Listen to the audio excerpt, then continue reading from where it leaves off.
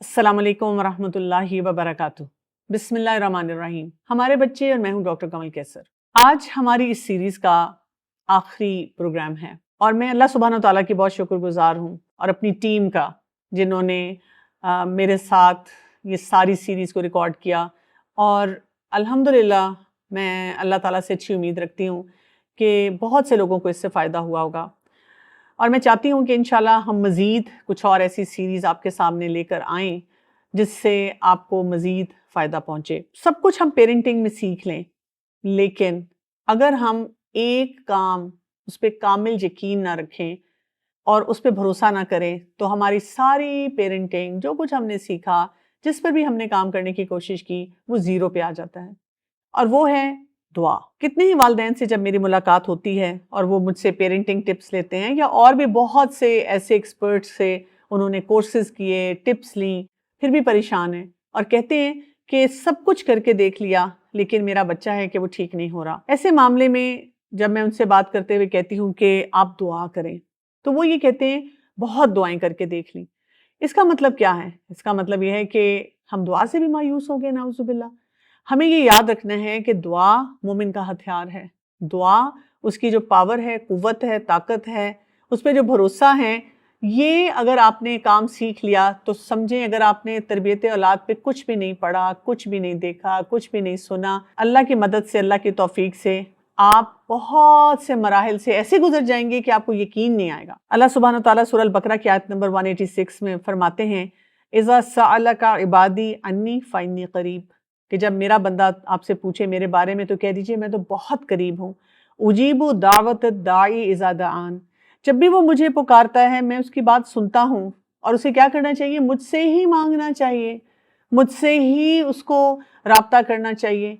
और इसमें क्या है? अल्लाह ताला की तरफ से फिर हदायत मिलती है। सो बात यह है कि दुआ के ऊपर कामिल यकीन हमारा बहुत इंपॉर्टेंट है, क्योंकि जैसे ही हम दुआ मांगते हैं और दुआ के सारे जो अनासिर हैं जो हमें कुरान और हदीस से पता चलते हैं उसके मुताबिक, यानी कबूलियत का, उसके लिए क्या कंडीशंस हैं, कबूलियत के औकात कौन कौन से हैं, कबूलियत के लिए हमें क्या क्या काम करने होंगे, हम उन पे तवज्जो दें। यानी जब हम कई दफ़ा सिर्फ टेक्निक्स पेरेंटिंग की उनके पीछे पड़े रहते हैं लेकिन दुआ के ऊपर उस तरह से भरोसा नहीं करते या दुआ की उस तरह से तैयारी नहीं करते या उन मामलात को अपनी ज़िंदगी में शामिल नहीं करते जिससे हमारी दुआ की क्वालिटी बहुत बेहतर होती है, तो वहाँ भी हम मार खा जाते हैं।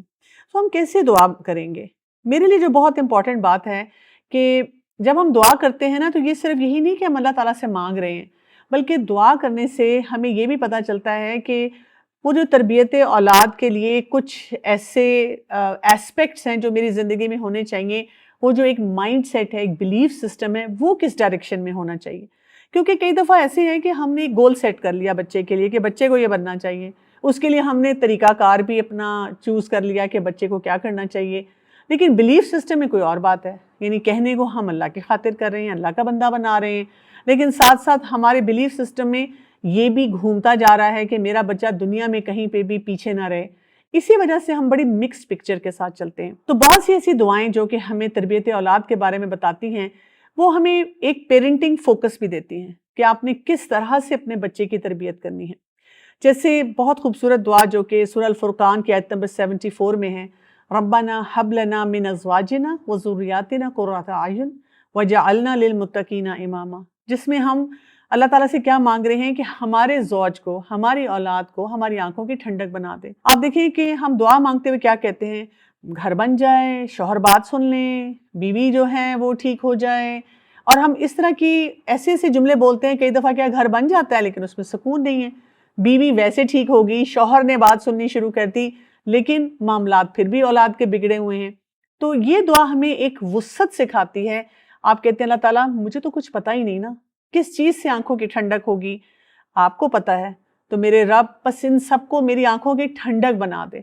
इससे क्या होता है कि हम ये जो छोटे छोटे पेटी इश्यूज हैं ना, और उनके बारे में खोज लगाना, उससे ऊपर उठ जाते हैं और ऊपर उठकर हम एक बड़े प्लेटफॉर्म पे बड़ी वुसअत वाली सोच के साथ अपने मामलात करते हैं। और हमें क्या चाहिए? हमें मुत्तकी लोग चाहिए अपने घर में। हमें क्या चाहिए? ऐसी इमामत चाहिए। मैं चाहती हूँ कि मेरे बच्चे, मेरे शौहर, उनके अंदर परहेजगारी हो, तकवा हो, اور اس بنیاد پہ وہ میری بات بھی ماننے والے ہوں۔ پھر آپ دیکھیں کہ ہمارے دین میں ہمیں بہت سی ایسی دعائیں سکھائی گئی ہیں جس میں حلال حرام کی تمیز، یعنی جب آپ پیرنٹنگ کر رہے ہوتے ہیں نا تو یہ آپ کے لیے بہت مشکل مرحلہ ہوتا ہے۔ ایک طرف سے آپ کو کیٹیگوریکلی سمجھ آ رہی ہے کہ یہ معاملہ مجھے نہیں دیکھنا چاہیے، اس پہ نو بول دینا چاہیے اپنے بچے کو، لیکن دل ٹوٹ جاتا ہے اب بچے کی شکل دیکھ کر۔ بچہ جب پریشر ڈالنا شروع کر دیتا ہے، ایسے موقع پہ جو ہمیں ایک مسنون دعا ملتی ہے، اللہم اکفنی بحلالک عن حرامک واغننی بفضلک عمن سواک، جس میں ہم اللہ تعالیٰ سے کیا مانگ رہے ہیں کہ مجھے حلال کافی ہو جائے، اسی طرح اللہ تعالیٰ ہمیں حرام سے بچا لے، اس کی طرف ہم نہ جائیں۔ اور پھر یہ کہ جو اللہ تعالیٰ کے اتنے فضل اتنے کرم ہم پہ ہیں، ہم اس کے علاوہ کسی اور چیز کے اوپر بھروسہ نہ کریں۔ آپ سوچیں اگر ایسی دعاؤں کو ہم شامل کریں تو ہماری زندگی کتنی بہتر ہو جاتی ہے۔ پھر یہ کہ ہر وقت ایسی دعائیں بھی مانگتے رہنا چاہیے جو ہم اکثر کہتے ہیں کہ اولاد بڑھاپے کا سہارا، اور اولاد جب ہم بوڑھے ہوتے ہیں تو اپنی زندگی میں بزی ہو جاتی ہے۔ ہم اللہ تعالیٰ سے مانگیں کہ اللہ تعالیٰ یہ جو اولاد ہے یہ ہماری آنکھوں کی ٹھنڈک جب بڑھاپا آئے تب بھی ہو، اور تب بھی ہمارے معاملات بہترین طور پہ چلتے رہیں۔ اسی طرح سے حفاظت کی دعائیں بہت زیادہ پڑھنی چاہیے، شیطان سے اپنے آپ کو بچانا چاہیے، تاکہ یہ جو شیطان کے وسوسے ہیں اور شیطان کے جو ٹریپس ہیں، ہم اپنے آپ کو اس سے بچا کر کچھ کام کر سکیں اپنے رب کو راضی کرنے کے لیے۔ پھر یہ کہ اولاد ہماری صدقہ جاریہ بنے، اس کے لیے ہم دیکھتے ہیں جو سورہ ابراہیم کی آیت نمبر 40 اور 41 کی دعا آتی ہے، رب جعلنی مقیم الصلاۃ ومن ذریتی ربنا وتقبل دعا ربنا اغفر لی ولوالدی وللمؤمنین یوم یقوم الحساب۔ اسی دعا کو ہم نماز میں بھی پڑھ رہے ہوتے ہیں، لیکن ایبسنٹ مائنڈیڈ، کیونکہ ہم نماز پڑھ رہے ہیں اور ساتھ ساتھ سوچ رہے ہیں ابھی بچے کو دیکھنا ہے، ابھی کھانا بنانا ہے، ابھی آفس جانا ہے، ابھی یہ کام کرنے ہیں۔ اور کئی دفعہ جب والدین بہت پریشانی میں بات کرتے ہوئے کہتے ہیں میرا بچہ نماز نہیں پڑھتا، آپ بتائیں میں کیا کروں، تو میں ان سے پوچھتی ہوں آپ نماز پڑھتے ہیں؟ ہاں ہاں، تو میں کہتی ہوں اس میں وہ دعا بھی آپ پڑھ رہے ہیں، اور آپ کو کیا چاہیے؟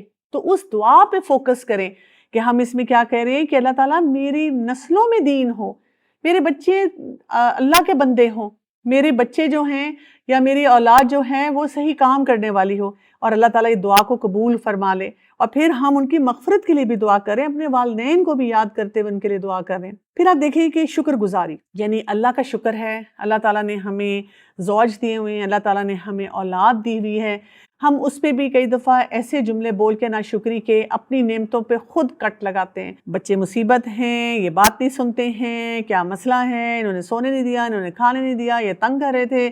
اور آپ سوچیں کہ جب یہ نعمتیں نہ ہوں تو تب ہم انہی پہ دکھی ہوتے ہیں کہ یہ نعمتیں ہمارے پاس نہیں ہیں۔ تو ایسی دعاؤں کو بھی ساتھ اپنی زندگی میں شامل کرنا چاہیے جس میں ہم اللہ تعالیٰ کی شکر گزاری بہت زیادہ کر رہے ہیں۔ جیسے سورہ الاحقاف کی آیت نمبر 15 میں بہت ہی خوبصورت دعا آتی ہے، رب اعوذنی ان اشکر نعمتک التی انعمت علی وعلی والدی وان اعمل صالحا ترضی واصلح لی فی ذریتی انی تبت الیک وانی من المسلمین۔ اس میں بھی ہم کیا دعا مانگ رہے ہیں کہ اللہ تعالیٰ مجھے شکر گزار بندہ بنا دے، مجھے وہ نعمتیں نظر آنی شروع ہو جائیں جو آپ نے میرے اوپر، میرے والدین کے اوپر دی ہیں، اور میں ایسا عمل کروں جس سے آپ راضی ہو جائیں، اور میری اولاد بھی ایسی ہو۔ یعنی آپ دیکھیں اس میں آپ کو ایک فل پیکج جو ہے وہ ملنا شروع ہو جاتا ہے، کیونکہ ڈائریکشن تو اللہ نے دینی ہے نا، دل میں بات اللہ نے ڈالنی ہے، دلوں کو بھی اللہ تعالیٰ نے ہی بدلنا ہے۔